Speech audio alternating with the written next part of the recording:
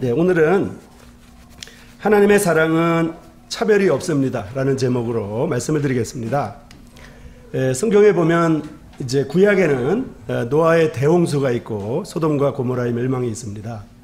이제 신약에는 말씀하시기를 누구든지 믿지 않으면 불과 유황으로 타는 못에 가리라고 이렇게 말씀하고 있어서 구약의 노아의 홍수나 노아의 대홍수나 소돔과 고모라의 멸망은 오늘날 사람들에게 경고의 메시지고 그림자라고 이렇게 생각되어집니다. 로마서에 보면 차별이 없느니라 이렇게 말하고 있습니다. 모든 사람이 죄를 범하였음에 하나님의 영광에 이르지 못하더니. 하나님이 보실 때는 모두 다 기준 미달입니다. 그리고 이런 기준 미달인 모든 사람에게 대해서 하나님의 사랑은 차별이 없습니다. 성경에 보면 우리는 두 가지밖에 없는 것을 볼 수 있습니다. 오늘날 이 세계에는 두 부류의 사람이 살고 있습니다. 죄 있는 사람과 죄 없는 사람, 그리고 구원받은 사람과 구원받지 않은 사람, 그리고 믿는 사람과 믿지 않는 사람, 이렇게 있습니다. 이 두 부류 중 한편에 속해 있습니다. 그리스도인이든지 그렇지 않으면 그리스도인이 아니든지 둘 중에 하나입니다. 길도 두 가지 길이 있습니다. 멸망과 죽음으로 인도하는 넓은 길이 있고요. 또 하늘과 영생으로 인도하는 좁은 길, 둘밖에는 없는 것입니다. 이 두 길 중에 한 길에 우리는 걸어가고 있습니다. 넓은 길 아니면 좁은 길인데 중간 길은 없습니다. 성경이 우리에게 그렇게 말하고 있습니다. 천국 아니면 지옥으로 향하고 있는 것입니다. 주인도 두 주인밖에 없습니다. 한 주인은 하나님이시고 한 주인은 마귀입니다. 두 주인 중 하나를 섬기고 있습니다. 왜냐하면 한 사람이 두 주인을 섬길 수 없기 때문입니다. 어느 편에 속해 있습니까? 그리고 어디로 가고 계십니까? 한편에는 유죄 판결이 붙어 있고 다른 편에는 무죄 판결이 붙어 있습니다. 선한 생활을 하든지 악한 생활을 하든지 또 자신을 죄인으로 인정하든지 인정하지 않든지 상관이 없습니다. 유죄든지 무죄든지 둘 중에 하나입니다. 이런 판단에는 모두 다 하나님 앞에 기준 미달이기 때문에 차별이 없습니다.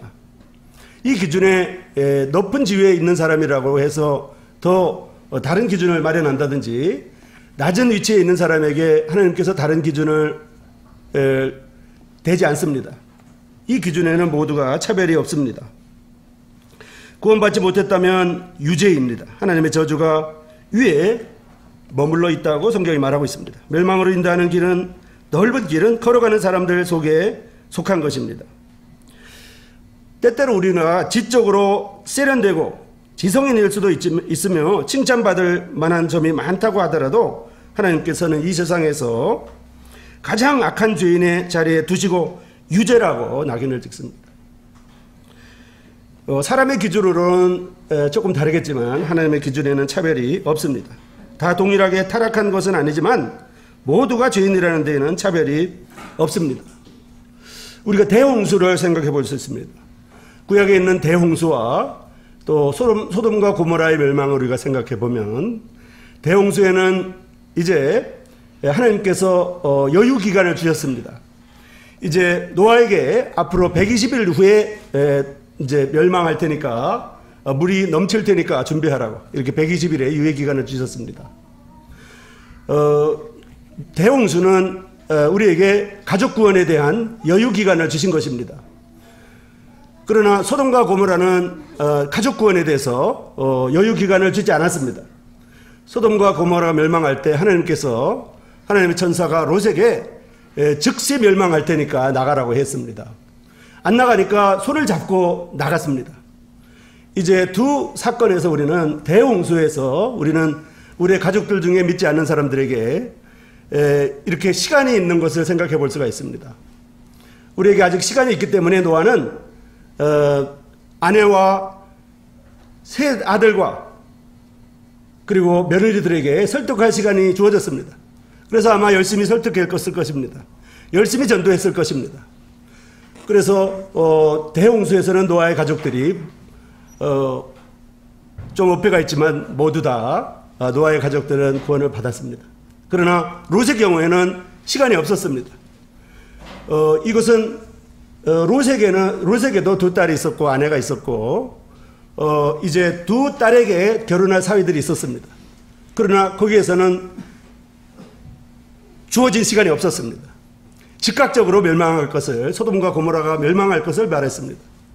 이제 나가라고 하니까 나가지 않기 때문에 즉시 멸망시킬 것이기 때문에 천사들이 이제 롯과 롯의 아내와 두 딸들을 손을 잡고 끄집어냈습니다. 사위들은 농담으로 여기기 때문에 사위들은 이제 장인의 말을 듣지 않고 농담으로 여기기 때문에 사위들은 나가지 못했습니다. 그러나 그 가운데 롯의 아내는 뒤로 돌아봄으로 말미암아 소금기둥이 된 것입니다. 두 딸들이 뭐 자격이 있어서 구원받은 게 아닙니다. 두 딸들은 그 이후의 행적을 보면 우리가 생각해도 아주 나쁜 이러한 자식들입니다. 그러나 노아의 대홍수와 소돔과 고모라의 멸망을 통해서 우리에게 가족 구원에 대해서 시간이 있는 한 가지 파트를 얘기하고 또 하나는 시간이 없다고 하는 것을 말하고 있습니다. 주님이 지금 오시면 또 개인적으로 우리가 주님 앞에 불려간다 그러면 가족 구원에 대해서는 시간이 없습니다. 의로운 롯은 구원받았습니다. 그렇지만 가족을 구원할 설득할 시간이 롯에게는 없었습니다. 안타깝습니다. 그가 아내일 수도 있고 그가 자식일 수도 있습니다. 그가 사위일 수도 있습니다. 그러나 노아에게는 시간이 주어졌습니다. 120일 동안 시간이 주어졌기 때문에 아마 아내를 설득했을 것입니다. 자식들을 설득했을 것이고 며느리들을 설득했을 것입니다. 노아의 자식들과 롯의 자식들이 별반 다르지 않다고 저는 생각합니다. 이제 주님께서 은혜의 때를 마감하지 아니하시고 아직까지 시간적 여유를 주시는 것은 주님께서 우리에게 할 일을 제공하고 있다고 생각합니다. 노아와 그 가족을 제외한 인류 전체를 멸망시킨 저 홍수를 생각할 때 우리 앞에 그려지는 그 환상이라고 하는 것은 비참합니다. 도덕적인 생활을 하던 선한 자들이 노아의 대홍수 때도 도덕적인 행위를 하던 선한 사람들이 있었을 것입니다. 노아의 대홍수 때도 무섭게 타락한 죄인들이, 악한 죄인들이 있었을 것입니다. 그러나 도덕적인 생활을 하던 선한 죄인들과 무섭게 타락한 죄인들과의 그들을 휩쓸어가는, 영혼으로 휩쓸어가는 사나운 물결 위에 그들은 죽어갔습니다. 그들에게는 차별이 없었습니다. 그 가운데 높은 사람들도 있었고 낮은 사람들도 있었으며 지위 고하가 달랐을 것입니다. 그들에게 차별이 없었습니다. 오직 두 부류밖에 없었으니 방주 안에 있었던 사람과 방주 밖에 있던 사람들로 나뉘었습니다. 죄가 많았느냐 적었느냐, 사람들이 흔히 말하듯이 착했느냐 악했느냐 문제가 되지 않았습니다. 하나님을 불복종했습니다. 안전한 방주로 피하라는 경고를 무시했고 결과적으로 선택의 길은 없었습니다. 문제는 방주가 아니면 죽음이었습니다. 그들은 아마 가장 높은 봉우리에 방주가 있었기 때문에 가장 높은 봉우리까지 올라간 사람도 있었을 것이고 그냥 골짜기에서 그냥 포기한 사람도 있었을 것입니다. 꼭 가장 꼭대기까지 올라간 사람이나 포기하고 골짜기에 있었던 사람이나 하나님의 대홍수 사건에는 차별이 없었습니다. 방주로 들어간 사람하고 들어가지 않은 사람으로 나뉘었습니다. 아마 어떤 사람들은 방주까지 올라가가지고 아마 막 죽으려고 할 때 눈물을 흘리면서 애곡하고 구하려고 소리친 사람들이 있었을 것입니다. 그러나 모두 동일하게 멸망했습니다. 그들이 방주로 들어가는 것을 거부했기 때문입니다. 120일이나 여유가 있었기 때문에 노아는 가족들뿐만 아니라 다른 사람들에게도 전도했으리라고 우리는 미루어 짐작할 수가 있습니다. 살인했거나 손이 붉은 피로 물들었기 때문에 멸망의 낙인이 찍히는 것이 아닙니다. 주어진 유일한 피난처인 예수 그리스도를 무시했기 때문에 멸망하지 않으면 안 되는 것입니다. 우리가 이같이 큰 구원을 등한히 이기면 어찌 피하리요? 라고 말하고 있습니다.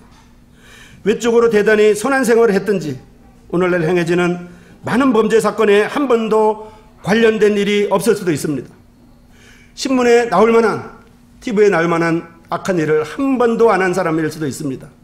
그러나 그런 악한 사람들이라고 할지라도, 그런데 신문에 한 번도 안 나왔다고 할지라도 하나님 앞에는 차별이 없었습니다. 외적으로 대단히 선한 생활을 했든지 악한 생활을 했든지 말입니다. 구원의 방주인 예수 그리스도를 등한히 여기고 잊어버린 까닭에 유죄였고 멸망할 수밖에 없었습니다. 소돔과 고모라를 보면, 소돔과 고모라를 하나님께서 파멸하셨을 때 그 성에 살던 사람들이 다 동일하게 범죄했고 타락했다고 생각하지 않습니다. 사람의 기준에서 보면 소돔과 고모라도 아마 자선봉사하는 사람들이 많았을 것이고, 아마 사람의 기준에는 이제 차등이 있었을 것입니다. 차별이 있었을 것입니다. 누군가는 이렇게 건져주고 싶은 사람이 있었을 것입니다. 그러나 하나님의 판단에는 차별이 없습니다. 그 중에는 흉악범도 있었을 것입니다. 그리고 가벼운 죄를 범한 사람도 있지 않았겠습니까? 그들 모두가 다 범죄자들이었을까요? 그렇지 않습니다. 절대 그렇지 않습니다. 모두가 하나님 앞에서 죄인이었고 따라서 전부 유죄였습니다. 하늘로부터 유황불이 떨어질 때, 불과 유황이 떨어질 때 남, 여, 노소는 물론 선인, 악인의 차별이 없이 모두 다 멸망했습니다. 애굽의 장자들도 마찬가지입니다. 이집트에서 나올 때 말입니다. 이집트에서 나올 때 애굽의 장자들이 모두 동일하게 악했다고 생각할 사람은 없을 것입니다. 의심할 여지 없이 그들의 대부분은 훌륭한 사람이었을 것입니다. 거기는 정치가들도 있었고 시인들도 있었을 것이며 우리보다 훌륭한 사람들이 많이 있었을 것입니다. 그러나 하나님의 말씀은 내가 피를 볼 때 너희를 넘어가리니 라고 하셨습니다. 문인방과 문설주에 피가 발라진 집은 무사했지만 그렇지 않은 집은 장자가 죽었습니다. 죄의 정도가 문제가 아니었습니다. 복종과 불복종의 문제였습니다. 피가 뿌려져 있는가 아니면 남아있는가, 뿌려져 있는가 아닌가가 문제였습니다. 여기는 역시 두 부류의 구분이 있었습니다. 피로 덮음을 받은 사람과 피로 덮음을 받지 않은 사람들이었습니다. 예수 그리스도의 피로 보호되어 있습니까? 영혼을 속죄하는 것은 피라는 것을 기억해야 됩니다. 피 흘림이 없은 즉 죄사함이 없다고 히브리서 나와 있고, 피가 죄를 속한다고 레위기 17장 11절에 나와 있습니다. 하나님은 누구도 변개할 수 없는 말로 나타내셨습니다. 내가 피를 볼 때 너희를 넘어가리니, 이것을 피할 길은 없었습니다. 이제 소돔과 고모라의 사건이나 노아의 대홍수 사건이나 또 에집트에서 장자들이 죽은 사건이나 볼 때 차별이 없었습니다.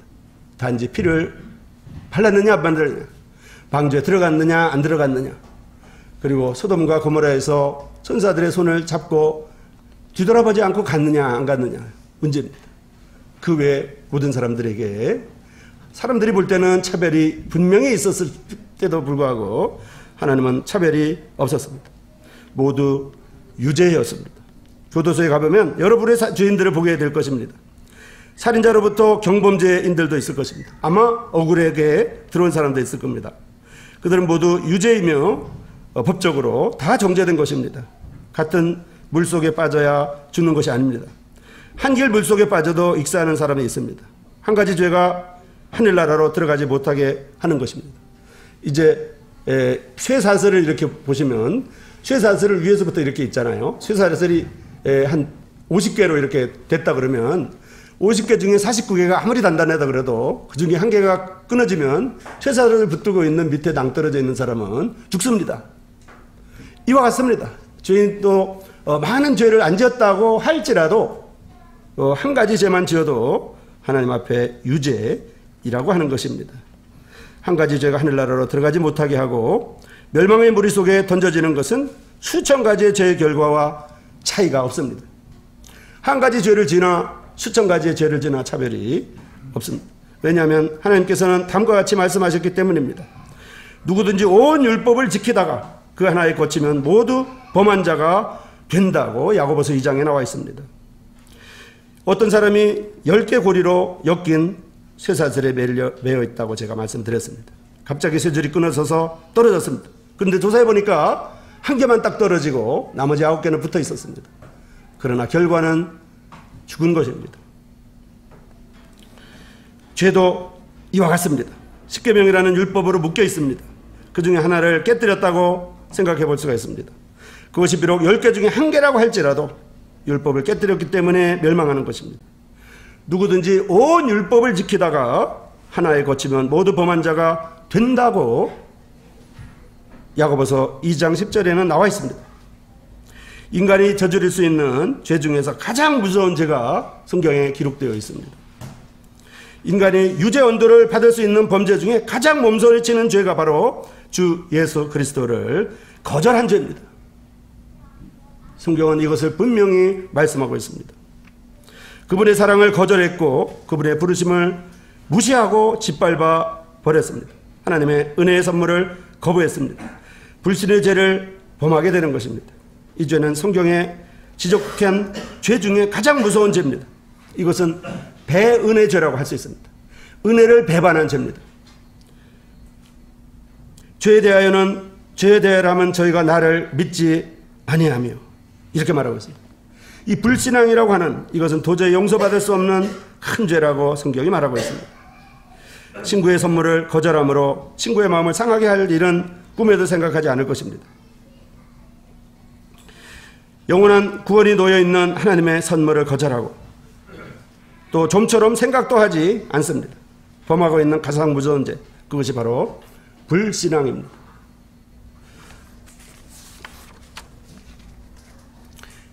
우리가 이제 바리새인과 세리의 기도를 보면 바리새인의 기도가 나옵니다. 두 사람이 기도하러 성전에 올라가서 하나는 바리새인이었고 하나는 세리였습니다. 바리새인은 이렇게 기도했습니다. 서서 따로 기도했는데 하나님이여, 나는 다른 사람들과 같지 않다고, 곧 토색도 하지 않았고 불의도 하지 않았고 간음도 하지 않았고 이 세리처럼 저렇게 살아가지도 않았습니다. 나는 1에 2번씩 금식하고 또 소득의 11조를 드렸습니다. 바리새인의 기도는 모두 다 나였습니다. 내가 금식하고 내가 그러지 않았고 내가 바리새인과 달랐다고 이렇게 말하고 있습니다. 내가 이것을 했다고 이렇게 말하고 있습니다. 이걸 적용해 보면 나는 교회 다니고 나는 11조를 바치고 나는 침례를 받은 사람이고 모두 다 이렇게 납니다. 그리스도가 하신 그 일을 의지하는 것이 아니라 내가 하는 것을 의지하는 것입니다. 죄인의 기수라고 한 바울과 얼마나 다른 생각입니까? 내가 아니요 그리스도라고 사도 바울은 말했습니다. 모든 의는 더러운 옷과 같습니다. 그리스도께서 다 이루신 일을 기억해야 합니다. 구원의 거룩한 섭리에 대해서 생각해 보겠습니다. 구원에 대한 인간의 계획은 언제나 보상을 토대로 합니다. 하나님의 섭리는 반대로 보상이 없는 이러한 은혜입니다. 보상에 의해서 하는 것이 아니라 은혜로 주어진다는 말씀입니다. 인간은 구원을 얻기 위해서 무엇을 하는 것과 어떠한 사람이 되는 것에 열중하고 있습니다. 그러나 하나님의 말씀은 너희가 은혜로 구원을 얻은 것이라고 에베소서 2장에 나와 있습니다. 은혜의 보상은 정반대입니다. 만일 구원이 은혜로 여겨진다면 보상으로 이루어질 수는 없습니다. 하나님께서 은혜로 주어진다고 했기 때문에 어떠한 보상으로도 은혜가 구원이 이루어지지 않는다는 말씀입니다.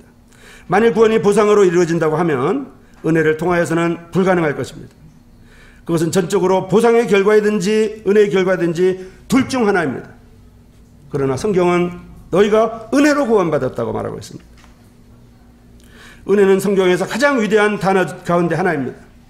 성경에 보면 다른 책에 없는 단어들이 여러 군데가 있는데 그 중에 하나가 또 은혜입니다.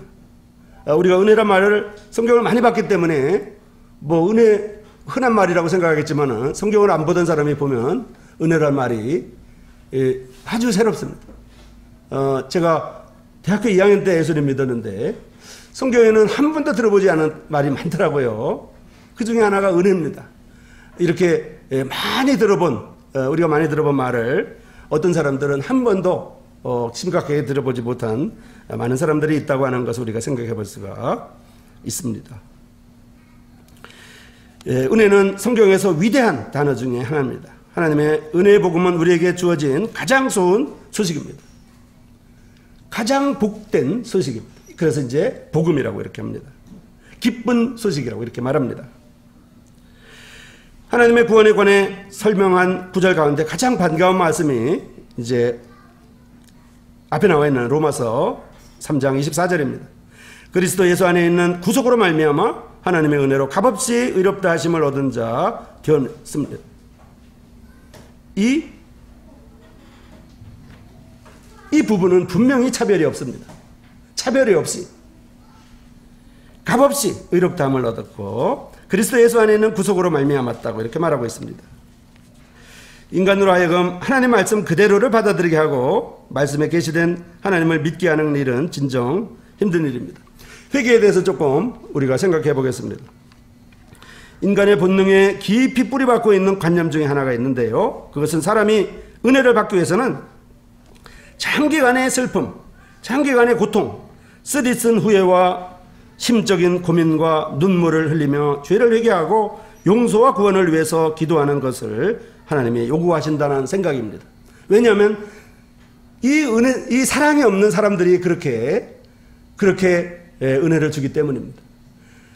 맨날 며칠을 매일 와서 간절히 구하고 눈물 흘리고 아주 불쌍하게 하면 도와주는 이러한 악한 사람들의 생각 때문에 우리는 이 회개라는 것을 그렇게 사람 쪽에서 사람처럼 그렇게 생각합니다.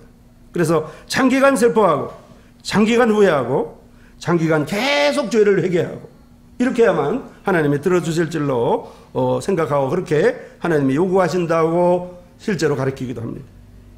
진정한 회개란 죄로부터 완전하고 자의적인 떠남의 결과로 하는 마음과 목적의 변화입니다. 진정한 회개는 목적이 변하는 것이고 삶의 모습이 바뀌는 것이고 이제 새로운 마음과 새로운 생각으로 살아가게 되는 것입니다. 이것은 언제나 구원의 믿음에 포함되어서 이렇게 완전하고 자의적인 떠남으로 목적을 새로로 하는 이렇게 하면 이것은 언제나 구원의 믿음에 포함되고 있고요. 반드시 구원을 따르게 합니다.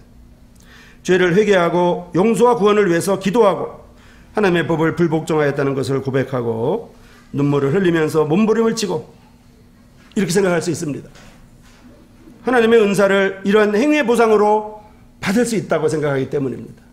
왜냐하면 사람들은 그렇게 대접하고 있는 경우가 있습니다. 그렇기 때문에 하나님의 사랑도 그렇게 계속 눈물 흘리고 계속 뭔가 노력을 하고 이렇게 해야만 된다고 생각하는 것입니다. 자신의 모든 행위에서 떠나서 곧 눈물, 기도, 회개, 고백 등을 떠나서 그리스도만을 의지하고 그분을 영접하고 그분의 흘린 피를 의뢰하며 믿음을 구원의 사역을 완성시킨 갈보리의 그리스도 위에 놓고 그분이 모든 죄값을 치렀다는 것을 믿는 순간이 있어야 됩니다.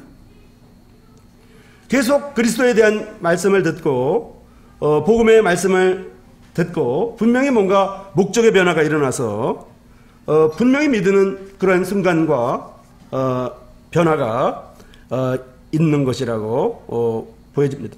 하나님께서는 인류를 향하여 등을 지신 것이 아닙니다. 인류를 향하여 등을 지고 뒤에서 등지고 있는 하나님 뒤에서 계속 요구하고 계속 간청하고 계속 눈물 흘리고 이렇게 하면 하나님이 등을 돌리는 것이 아닙니다. 종교에서는 그렇게 가르치기도 합니다. 그러나 하나님은 그렇지 않습니다. 하나님께서는 인류를 향하여 등을 지시고 있지 않습니다. 하나님의 눈은 의인을 향하신다고 말했습니다. 하나님의 얼굴은 악인을 향한다고 말하고 있습니다. 그게 무슨 말씀입니까? 하나님은 의인이나 악인을 계속 보고 있습니다. 우리가 어렸을 때 부모님한테 혼날 때 누가 선생님한테 혼날 때 선생님 눈이 보이나요? 보이지 않습니다. 눈을 쳐다보지 않습니다. 분노하는 선생님이나 부모님은 얼굴이 보입니다. 그러나 사랑하는 어머니나 아버지는 눈을 맞추는 것입니다. 언제나 하나님은 악인이나 의인이나 눈을 보고 있습니다. 늘 바라보고 있습니다. 등지고 있지 않습니다.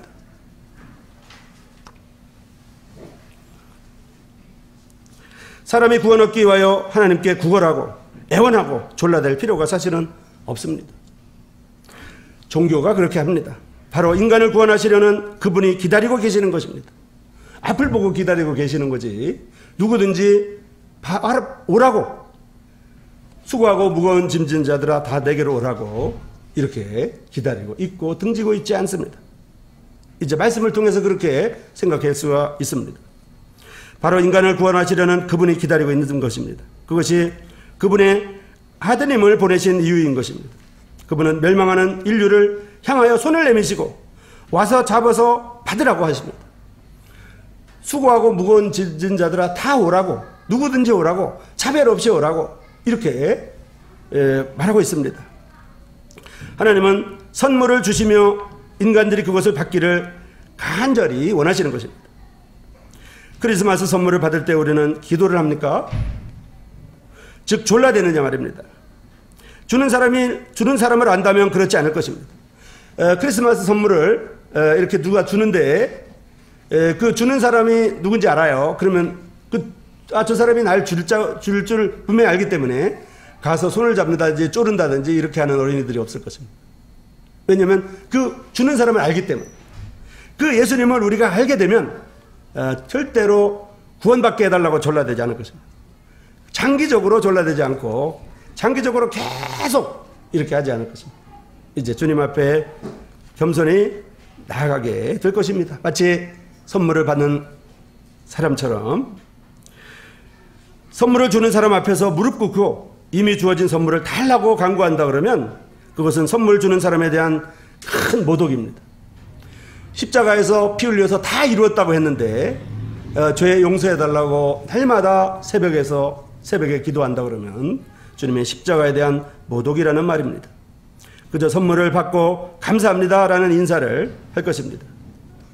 하나님께 대한 관념을 바꾸고 그분의 선물을 받고 그분께 감사할 것입니다. 성경은 우리에게 이렇게 말하고 있습니다. 영생은 오직 믿음에 의해서 주어지는 것을 이제 알게 됩니다. 모세가 광야에서 뱀을 든 것 같이 인자도 들려야 하리니 이는 저를 믿는 자마다 멸망하지 않고 영생을 얻게 하려 하심이라. 이는 저를 믿는 자마다 영생을 얻게 하심이라고 말하고 있습니다. 아들을 믿는 자는 영생이 있고 이렇게 아들을 믿는 자는 영생이 있고 아들을 순종하지 않는 사람은 영생을 보지 못하고 도리어 하나님의 진노가 그 위에 머물러 있다고 말합니다. 진실로 너희에게 이르노니 내 말을 듣고 나 보내신 이를 믿는 자는 영생을 얻었고 심판에 이르지 아니하니 사망에서 생명으로 옮겼다고 말합니다. 사도행전에 보면 이제 사도행전을 공부하고 있는데요. 사도행전에 보면 어떻게 해야 구원받습니까? 하고 사도들에게 물어봤을 때 사도의 답변은 그겁니다. 주 예수를 믿으라. 그리하면 너와 내 집이 구원을 얻으리라고 말했습니다. 요한복음 끝에 가보면 오직 이것을 기록하는 것은 너희로 예수님께서 하나님의 아들 그리스도이심을 믿게 하려 함이라고 말하고 있습니다. 또 너희로 믿고 그 이름을 힘입어 역생명을 얻게 하려 하시리라. 진실로 너희에게 이르노니 믿는 자는 생명을 가졌나니라고 말하고 있습니다. 그렇습니다. 단순합니다. 신앙으로 받아들이고 그 나머지는 성령님이 역사하시는 것입니다. 용서를 위한 그리스도의 죽음은 우리 구원의 기초이고 믿음은 죄인과 그리스도를 영접하는 줄입니다. 믿음은 하나님의 준비된 역사를 의뢰합니다. 믿음은 참복음적인 회개가 따르고 새 생명으로 새 생활이 시작되는 것입니다. 그렇지 않는다 그러면 방향이 바뀌어지지 않았다 그러면 계속 변화가 없다 그러면 그것은 그렇지 않은 것은 구원의 믿음이 아닙니다. 옛것은 모두 지나가야 합니다. 모든 것이 새 것이 되기 때문입니다. 로마서에 보면 믿음은 들음에서 나고 들음은 그리스도의 말씀으로 말미암았느니라고 말하고 있습니다. 죄를 지었고 사람들은 유죄입니다. 유죄라고 하는 데에서는 우리가 차별이 없습니다. 그 까닭은 모든 사람이 죄를 범했다는 하나님의 선고에는 차별이 없기 때문입니다. 사람들은 차별할 수 있겠지만 사람들은 죄에 대해서 경중이 분명히 있습니다. 또 재판장의 판사들도 경중이 분명히 있습니다. 어떤 판사들은 이렇고 어떤 판사는 저렇습니다. 똑같은 사안에 대해서도. 그러나 하나님의 재판장에서는 하나님의 재판에는 차별이 없습니다. 하나님은 공명정대하다고 우리가 믿어도 됩니다. 죄를 지었음에 유죄입니다. 그 까닭은 모든 사람들이 이제 죄를 범했다는 하나님 말씀이 있기 때문입니다. 살 길은 준비하셨습니다. 살 길을 준비하셨습니다. 말로 표현할 수 없는 기쁨으로 그 아들 예수의 피가 우리를 모든 죄에서 깨끗하게 한다고 성경이 말하고 있습니다. 그 아들 예수님의 피가 우리를 모든 죄에서 깨끗하게 한다고 알려주고 있습니다. 이 얼마나 영광스러운 소식이고 좋은 소식입니까?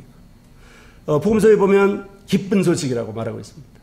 오늘날 다윗의 동네에 구주가 나셨으니 예수님이라고 말하고 있습니다. 이 구주라는 말을 제가 찾아보니까 그 구세주가 우리 동네에 온 그 동네 아저씨 같은 분이 오셨다고 이런 뜻이라고 합니다. 그 구주라는 말의 원어가.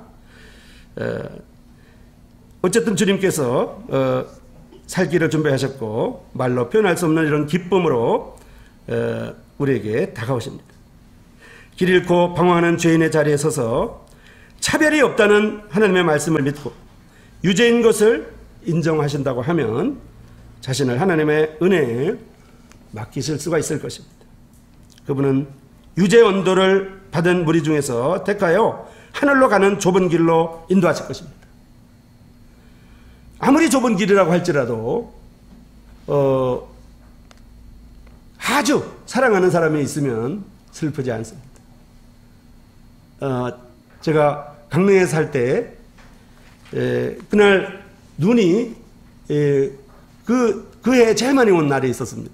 그래서 강릉에서 제가 중학교 다닐 때인데 강릉중학교에서 한 7km 정도를 이제 걸어서 이렇게 다녔고 자전거를 나중에 아버지가 사주셔서 자전거 타고 다녔는데 그날 눈이 왔기 때문에 자전거를 못 타고 학교에도 놔두고 걸어서 왔습니다.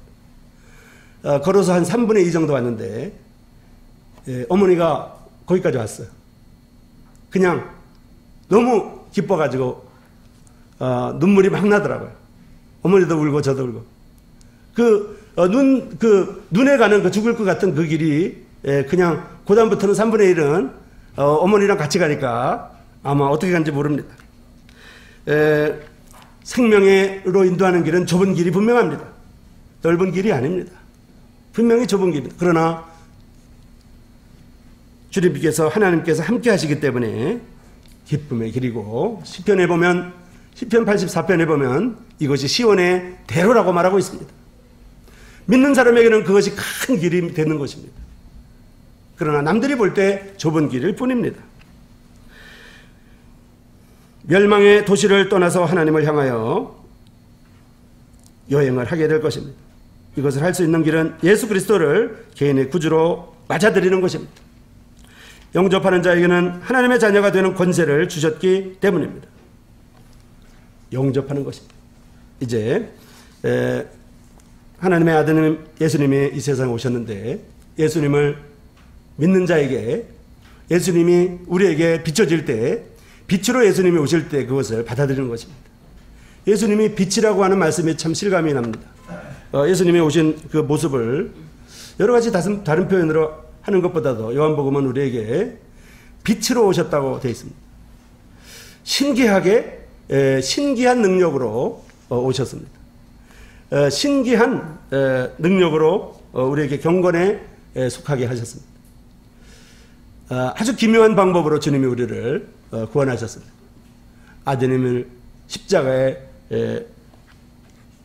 아드님께서 십자가에 죽으심으로 우리를 구원하신 것입니다. 자, 이제 하나님의 사랑은 차별이 없다고 하는 말씀을 드렸습니다. 초반에 노아의 대홍수와 소돔과 고모라의 멸망에 대해서 말씀드렸고 또 이집트의 멸망에 대해서 말씀을 드렸습니다. 다시 한번 강조하면 소돔과 고모라의 멸망이나 노아의 대홍수 사건은 분명히 오늘날 우리에게 구약은 신약의 그림자이기 때문에 우리에게 분명한 메시지를 줍니다. 특별히 제가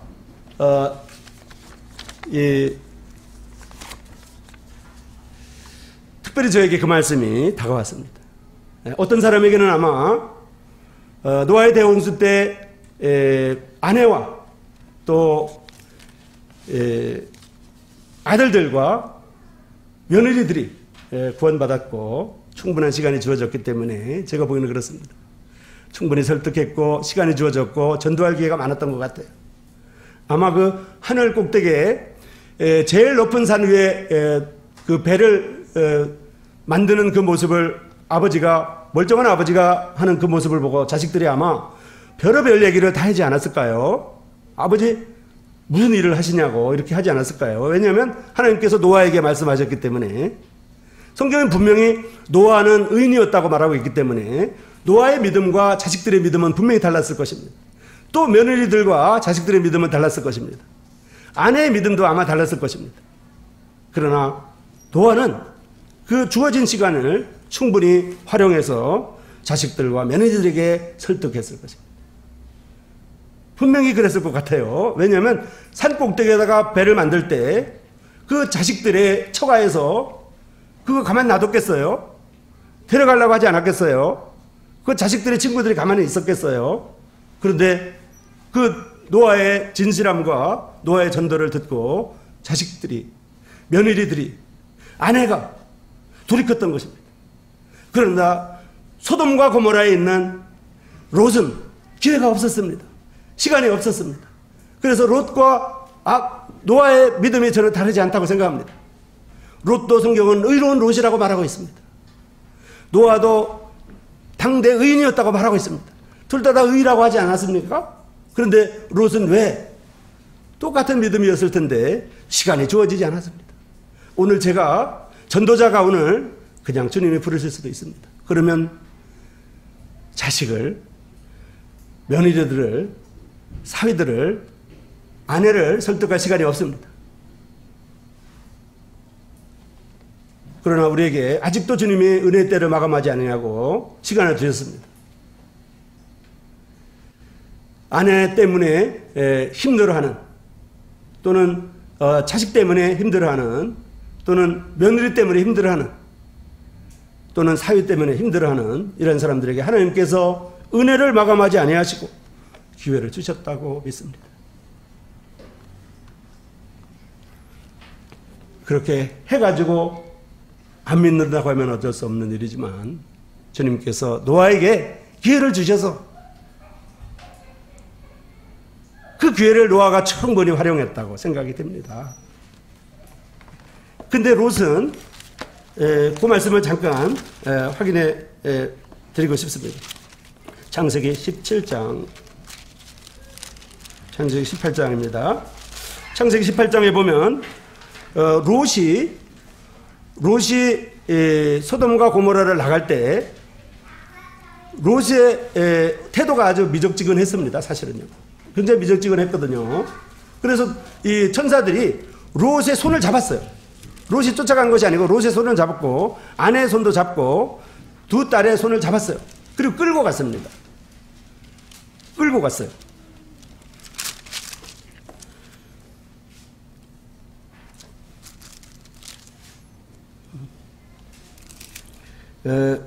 창세기 19장 보겠습니다.